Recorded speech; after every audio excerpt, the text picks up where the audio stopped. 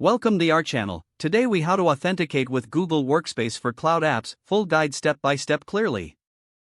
To begin authenticating with Google Workspace for your cloud applications, ensure you have a Google Workspace account. First, navigate to the Google Cloud Console at console.cloud.google.com. Sign in using your Google Workspace credentials. Once logged in, create a new project by selecting the Select a Project drop-down at the top. Click on New Project and give your project a name. Make sure to select your organization from the drop-down. After creating your project, click on the Create button.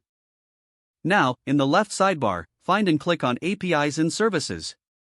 Select the Library option from the drop-down. In the search bar, type Google Workspace to find relevant APIs. Select the API you need, such as Google Drive API or Google Sheets API.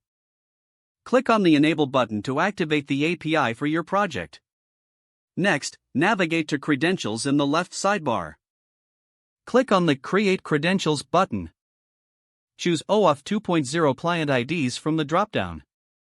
You will be prompted to configure the consent screen. Select External if your app is for users outside your organization. Fill in the required fields such as app name and support email. Add any necessary scopes for your application. Once the consent screen is set up, click Save and Continue.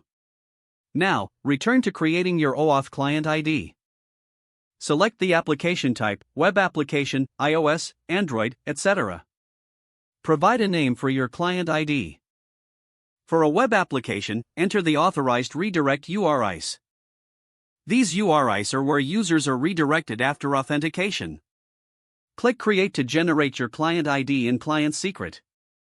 Make sure to securely store your client secret. Now, you can use these credentials in your cloud application to authenticate users.